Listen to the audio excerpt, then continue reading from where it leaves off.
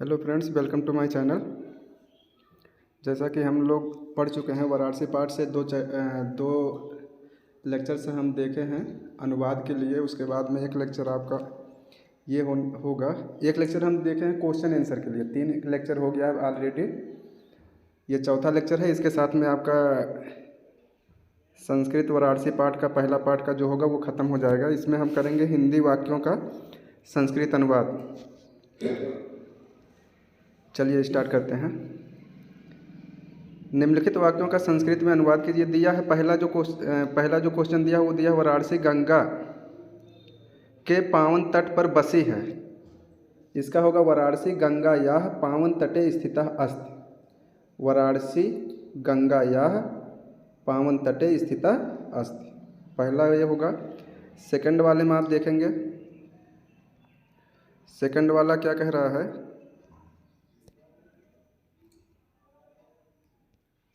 Second में आपका है, दूसरे वाले में दिया है वाराणसी में संस्कृत अध्ययन के लिए बहुत सुविधाएं हैं। इसका होगा, देखेंगे संस्कृत में, वाराणस्याम संस्कृतस्य अध्ययनाय बहवः सुविधा सन्ति। बहवः सुविधा सन्ति, बहवः मीन होगा बहुत सारी, बहुत सी, सुविधा माने सुविधाएं। अभी इसमें हम मीनिंग नहीं करेंगे, एक एक मीनिंग का अर्थ नहीं बताएंगे क्योंकि थोड़ा जल्दी हो जाएगा आपका, तो अच्छा होगा हमारे लिए भी आपके लिए भी। अगला देखेंगे, तीसरा वाला कह रहा है वाराणसी धर्मों की संगम स्थली है। इसका होगा वाराणसी धर्माणाम संगम स्थली अस्ति। वाराणसी धर्माणाम संगम स्थली अस्ति होगा। चौथा कह रहे हैं अनेक पर्यटक दूर देशों से यहाँ आते हैं। अनेकः पर्यटकः सुदूरेभ्यः देशेभ्यः अत्र आगच्छन्। अत्र आगच्छन् मतलब यहाँ आते हैं। अनेकाः पर्यटकाः दूरेभ्यः देशेभ्यः अत्र आगच्छन्। पाँचवा और आखिरी है इसका। कह रहे वाराणसी किस भाषा का केंद्र है। वाराणसी किस भाषा का केंद्र है, तो इसका लिखेंगे आप वाराणसी कस्याः भाषायाः केंद्रम अस्ति। वाराणसी कस्याः भाषायां केंद्रम अस्ति। ये आपका लास्ट वाला है। अगला देखें, जो दिया है वो दिया है हिंदी अवतरण अनुवाद। अवतरण अनुवाद में दिया है वाराणस्याम प्रचलित, वाराणस्याम से प्रचलित तक। ये वाला हम करवाएंगे नहीं, यहाँ नहीं करवाएंगे और टाइम बहुत डिले होगा। आप फर्स्ट और सेकंड लेक्चर देखेंगे, उसमें आपका क्लियर हो जाएगा। अगर किसी को कोई डाउट होगा तो कमेंट करेंगे, इसके लिए अलग से लेक्चर आपका प्रोवाइड करवा दिया जाएगा यूट्यूब पे। पहला है, देखिए, पहला वाराणस्याम प्रचलित, वाराणस्याम से प्रचलित तक। दूसरा है नगरी, ऐसा नगरी से कारितः तक, कारितः में करवा दिया। तीसरा है इयम नगरी मियते, इयम नगरी से मियते तक। ये वाला सब कुछ आपको एक मीनिंग के साथ में सब कुछ बताए गए हैं। वहाँ से आप देखेंगे, फर्स्ट सेकंड लेक्चर देखेंगे तो आपको क्लियर हो जाएंगे। फिर भी अगर कोई डाउट आपके पास है या डाउट है, किसी चीज़ में कोई सस्पेंस है, तो आप कमेंट में आप कमेंट कर सकते हैं। उसके लिए आपको अलग वीडियो प्रोवाइड कर दी जाएंगी। अगला देखेंगे, दिया है व्याकरण संबंधी प्रश्न। बहुत इंपॉर्टेंट क्वेश्चन हैं ये। व्याकरण संबंधी प्रश्न करें, निम्नलिखित क्रिया रूपों में धातु लकार वचन तथा पुरुष स्पष्ट कीजिए। देखेंगे आप, पुरुष जो होते हैं 3 होते हैं। पुरुष जो होते हैं वो कितने होते हैं? 3 होते हैं। पहला प्रथम मध्यम, उसके बाद में उत्तम। प्रथम मध्यम, उसके बाद में उत्तम। वचन में भी 3 होते हैं, एक वचन, द्विवचन, बहुवचन। लकार आप देखेंगे, लकार की बात अगर करें तो लकार आपके बुक में 10th के बुक में आप देखेंगे 5 ही आपको मिलेंगे, जो कि है लट लकार, लोट लकार, लंग लकार, उसके बाद आप देखेंगे विधिलिंग और लिट लकार। ये 5 आपको ही मिलेंगे बुक में, 10th के बुक में। बाकी आप आगे और पढ़ रहे हैं या फिर आप कम्पिटिटिव एग्ज़ाम की तैयारी कर रहे हैं या फिर और आगे क्लास में आप करेंगे तो उसमें आपको 10 मिल जाएंगे, 10 लकार आपको मिलेंगे, जो कि होंगे लट लकार, लोट लकार, लंग लकार, विधिलिंग लकार, लुट लकार, लिट लकार, लिंग लकार, आरसी लिंग लकार, आसी लिंग लकार, और उसके बाद में लिट लकार और लुंग लकार। ये 10 आपको मिलेंगे। धातु की बात करें, धातु तो बहुत सारी होंगी, आगे देखेंगे। इसको हम कर रहे हैं। दिया है जो क्रिया रूप दिया है बुक में जो दिया है हमें, गृहंत दिया है, अकरोत दिया है, आयंत दिया है, वर्धयत दिया है, स्प्रंते दिया है और परिपाल्यत दिया है। इसको हमें करना है। इन सभी के धातु, लकार, वचन और पुरुष लिखने हैं। गृहंत में धातु जो होगा गृह होगा। गृह, गृह मीन होता है ग्रहण करने की, ग्रहण करना या ग्रहण करने की इच्छा। लकार में क्या होगा? लट लकार। लट लकार सभी को पता है वर्तमान काल में आते हैं। इसमें जो वचन होंगे वो बहुवचन होगा। वचन में क्या होगा? बहुवचन होगा। और पुरुष में क्या होगा? प्रथम पुरुष। यहाँ आप देखेंगे पुरुष सब में जितने भी इसमें दिए हैं पुरुष सब में क्या है? प्रथम ही है। इसलिए हम देखेंगे यहाँ किसी के नीचे लिखा नहीं है। यहाँ देखिए सब में क्या है? प्रथम पुरुष है। ये सेम है, इसमें सब में सेम है। तो पुरुष की बात हम नहीं करेंगे। इसमें आप देखेंगे। हाँ, एक चीज़ और आप यहाँ देखेंगे, हम स्क्रीन को रोके रखेंगे तो आप यहाँ से स्क्रीनशॉट ले भी सकते हैं या फिर खुद से रोक के ले सकते हैं। सेकंड वाला दिया है अकरोत। अकरोत में जो धातु होगा वो क्रिय धातु होगा। क्रिय मीन होता है करना। क्रिय मीन होता है करना। क्रिय धातु जो है उसके मीन होता है करना। अकरोत, अकरोत। उसके बाद में लकार में भी लट लकार। लकार में सेम लकार सब में है। वचन में देखेंगे आपका वचन जो है इसमें कौन सा वचन है? तो इसमें एक वचन है। तीसरा देखेंगे आयंत। आयंत में दो धातु होंगे आपको, आ और या। आ प्लस या, जिसके मीन होता है क्या? जाना। जिसके मीन क्या होता है? जाना। आयंत। यहाँ मीनिंग आयंत क्या होता है? आना, आते हैं।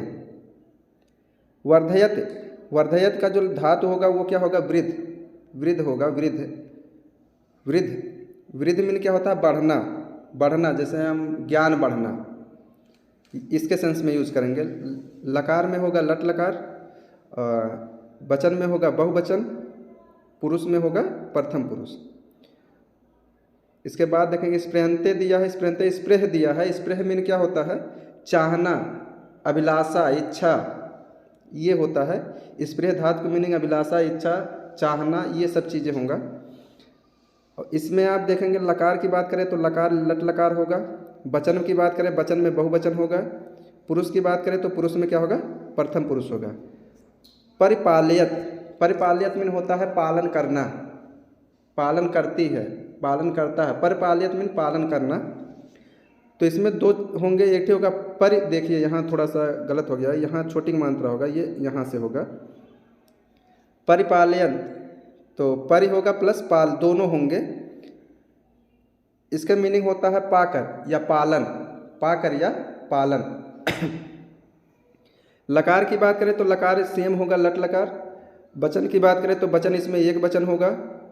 और पुरुष की बात करें तो पुरुष सेम होगा, वही प्रथम पुरुष। आगे आपका दूसरा दिया है। दूसरा जो दिया है, निम्नलिखित शब्दों में प्रयुक्त विभक्ति वचन, विभक्ति वचन का उल्लेख कीजिए। बहुत अच्छा क्वेश्चन है ये। इसमें जो शब्द दिए हैं देखेंगे। शब्द जो दिया है, शब्द आपको मिलेगा अध्यनाय, ज्ञानेन, गंगायाः, कूले। कूले मीन होता है किनारे, गंगायाः माने गंगा के, ज्ञानेन माने ज्ञान को, अध्यनाय माने अध्ययन के लिए, देशेभ्यः माने देशों से, विचारान माने विचारों को, कवि माने कवियों के द्वारा। इसमें देखेंगे अध्यनाय। अध्यनाय कह रहे हैं, अध्यनाय की बात कर रहे हैं। अध्यनाय होगा विभक्ति में होगा, चतुर्थी विभक्ति होगा, वचन में एक वचन होगा अध्यनाय। ज्ञानेन, ज्ञानेन तृतीय विभक्ति होगा और वचन में क्या होगा? एक वचन इसमें भी होगा। गंगायाः, गंगायाः क्या होगा? प्रथम विभक्ति। विभक्ति में क्या होगा? प्रथम विभक्ति होगा और वचन में क्या होगा? बहुवचन होगा। कूले, कूले मीन क्या होता है? किनारे, किनारे पर। पर के सेंस में सप्तमी में आता है। पर के सेंस में पर, ये कहाँ आता है? सप्तमी विभक्ति में आता है। विभक्ति जब आप पढ़ेंगे, विभक्ति, उसमें आप देखेंगे जो मीनिंग निकलता है, मीनिंग में आप देखेंगे कारक। कारक जो आपके होते हैं संबोधन को लेकर 8 जो माने जाते हैं, ऐसे आप 7 ही समझेंगे। जिसमें आपका होता है कर्ता, कर्म, करण, संप्रदान, अपादान, संबंध, अधिकरण और लास्ट में क्या होता है आपका? संबोधन। जिसमें आप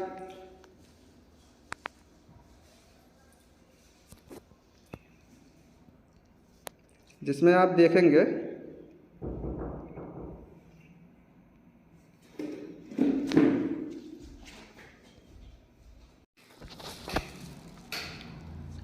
देखिए हम कारक की बात कर रहे हैं। कारक संबोधन को लेकर 8, बाकी आप 7 पढ़ेंगे। कर्ता, कर्म, कर्ण, संप्रदान, अपादान, संबंध, अधिकरण, संबोधन। जिसमें हम चिन्ह की बात करें, कर्ता का चिन्ह है ने, और देखेंगे आप कर्म का होगा को, करण का होगा से, सहायता के या फिर के द्वारा होगा, संप्रदान के लिए को होगा, अपादान से अलग होने के सेंस में, संबंध में का के की रा रे री ना ने नी होगा, अधिकरण में में या पर होगा। अधिकरण सप्तमी, यही आपकी बात कर रहे हैं सप्तमी। जैसे आप हम कह रहे हैं कूले, कूले मीन होता है किनारे, किनारे पर, तो ये सप्तमी का होगा। अब मीनिंग जब हम निकालते हैं तो मीनिंग ऐसे अलग अलग, देखिए अध्यनाय का हो गया क्या, चतुर्थी है, तो चतुर्थी में जो होता है, चतुर्थी में जो कारक होता है वो संप्रदान होता है, संप्रदान में होता है के लिए। तो अभी अध्यनाय का क्या हो गया, चतुर्थी का है, तो यानी कि अध्यनाय अध्ययन के लिए। ज्ञानेन, ज्ञान को, ज्ञान को ज्ञान कह रहे हैं, तृतीया है, तृतीया में क्या होता है, तृतीया में क्या होता है, करण होता है, करण के लिए, के द्वारा या से, इस तरह आपका मीनिंग निकलता है।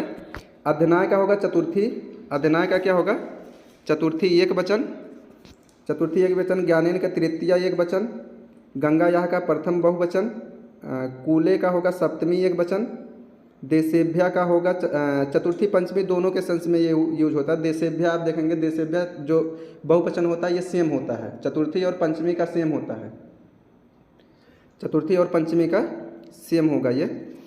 आगे देखेंगे विचारान, विचारान द्वितीय का बहुवचन होगा कभी भी, कभी तृतीय का बहुवचन होगा कभी भी। बस ख़त्म हो गया आपका वीडियो। यहाँ आप देखेंगे जितने भी क्वेश्चंस हैं सब आपके कंप्लीट हो गए। आपका पहला जो चैप्टर है वाराणसी, वाराणसी आज के इस लेक्चर से पूरा ख़त्म हो जा रहा है। ध्यान से देखेंगे, और कहीं किसी को कोई डाउट है तो आप कमेंट बॉक्स में कमेंट कर सकते हैं। और एक चीज़, अगर आप चैनल को सब्सक्राइब नहीं किए हैं तो चैनल को सब्सक्राइब कर लेंगे, और एक ध्यान रखेंगे कि बेल आइकन को ज़रूर आप प्रेस करें, जिससे क्या होगा, हम कोई भी वीडियो अपलोड करेंगे तो आपको तुरंत नोटिफिकेशन जाएगा कि हमने कुछ वीडियो अपलोड किया है, जिससे आप तुरंत वीडियो देख सकते हैं। थैंक्स।